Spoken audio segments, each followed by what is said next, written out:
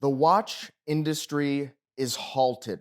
Yes, that's right. There is a reason that on all the YouTube channels, all the blogs, the zines, the magazines, you're seeing predominantly and almost only coverage of the Olympics and what the athletes are wearing. And of course, it's something that's happening in the world today, which is popular.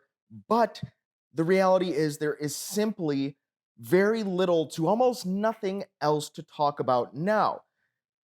The reason for this is that during COVID and the time around it, we saw an explosion in the amount of interest in watches. It was a trend. It was covered by every single news outlet about how these are alternative investments. And while I love watches, the reality is that has never been the case for watches ever. There has never been a time where watches were so popular that everyone was talking about it. People that have never worn a watch in their life all of a sudden were investing in watches, and that caused driving up the prices, driving up the demand in kind of this recursive loop where there was so much popularity. It was almost like what happened with NFTs. The reality is, people like to jump on bandwagons. Now, I'm not a bandwagon person myself. I've always, especially if you follow this channel, you like and subscribe, you know that I always recommend to not invest in watches and only buy watches if you like them and are going to wear them. It's possible that you could return a profit. Anything is possible in the world, right? But most people don't. And then we see times like now where we have a reversion or we revert back to how watches were 5, 6, 7 years ago, where there wasn't a new micro brand coming out every day. There wasn't a new model from every major brand coming out every 3 months. And there weren't 12, 13, 14 popular YouTube channels or blogs, magazines. You get the idea. We're back to a time where watches are where watches were, and that is for enthusiasts, collectors, or people that maybe want one or two nice watches. They put it on, they leave it in their sock drawer, and they forget about it, and they don't sit on the internet all day and talk about what if, what could be.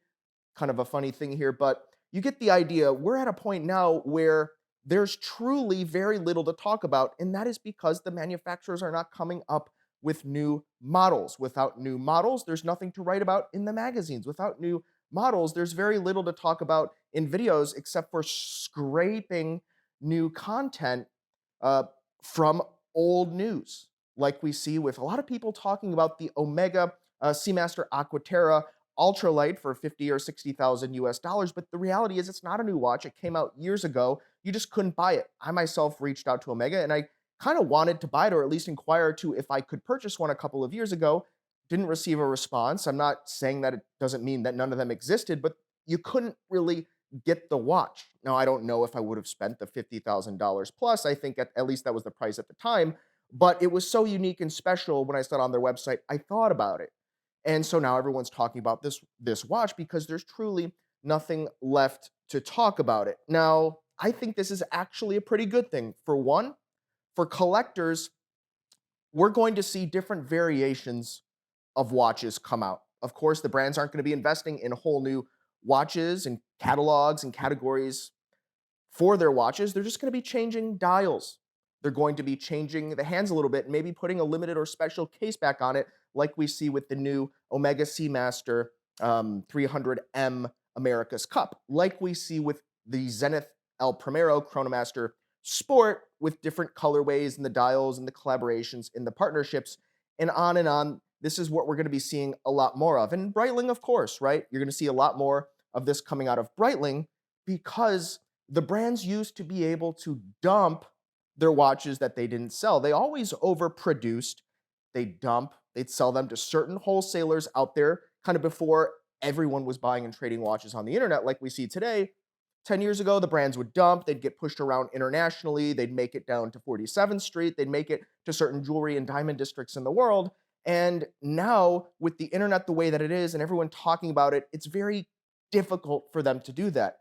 Many of the companies, corporations out there own pieces or parts or all of watch trading platforms like Watchfinder, Bucherer. They have ways to sell their pre-owned watches, their new watches as pre-owned if they don't sell them. but that also hurts the brand image. And now they're competing with the public market, and we have a lot of pre-owned watches trading at ultra low prices. So it's difficult for them. So what are the brands going to do?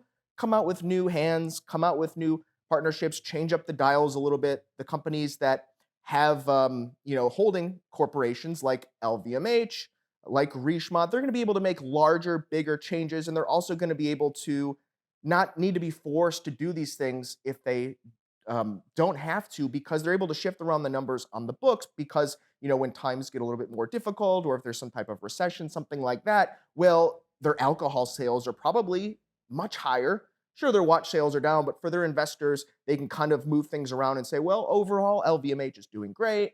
Overall, Richemont is doing great because they're diversified. But then if you look at something like a Breitling or a micro brand or something like that, they don't have maybe the same production capabilities, but also the ability to kind of shift around the numbers. Because if you're just a watch company, what can you really do besides maybe diversify? But that's a whole nother conversation for a whole nother time. So I think we're going to start seeing some kind of interesting colorways and dials coming out of brands.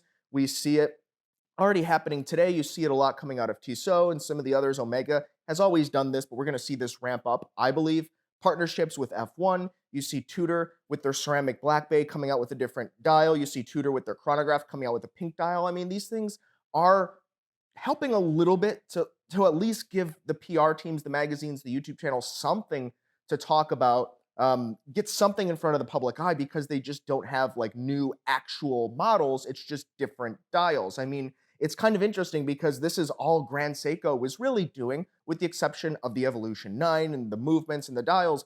But at a certain point, you do run out of dials. So I think this will be able to kind of carry over some of the brands for a period of time until the maybe the purchasing comes up, or they're able to kind of reduce the production and accommodate the change in the watch market economics in that way. But I think this is actually good for enthusiasts or collectors like us, those of you that watch these channels, that kind of do your research and are in it for the passion and the love of the watches and not the investing. Because now I'm seeing watch prices, especially pre-owned, that are truly unbelievable. I think that there are so many great deals out there in the market. If you have the funds, maybe you've been waiting on the sideline, maybe you kind of thinned the herd of your collection throughout the last year or two, now's a great time to buy some watches. I see some Grand Seikos selling for very little, or at least listed, so probably selling for even less if you negotiate, on places like Chrono 24, like this listing here, for an Evo 9 model, uh, and so many others.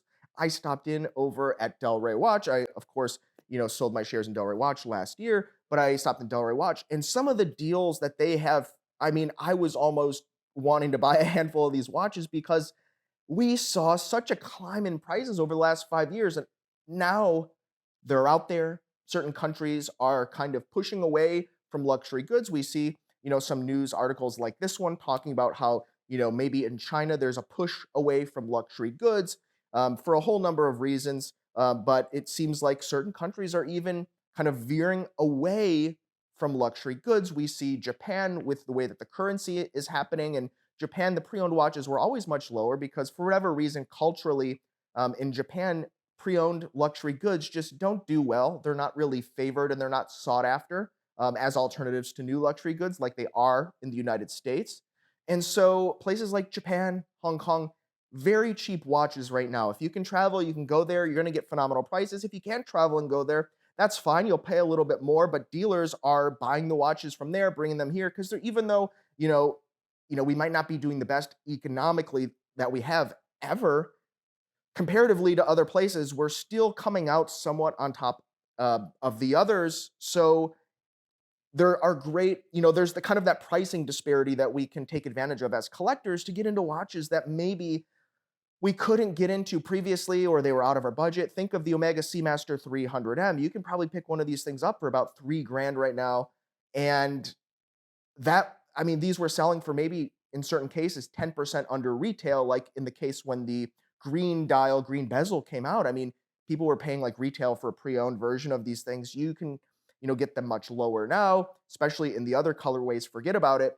Whereas previously, at the peak and thereabouts, collectors maybe if their budget couldn't stretch to that region of getting closer to the retail price, they would buy an older Seamaster Bond for, in some cases, the same kind of price that we see for a current or somewhat current generation ceramic bezel Omega Seamaster 300M. So I think if you're a collector, the near future is probably pretty bright for you, at least in regards to purchasing power for luxury watches.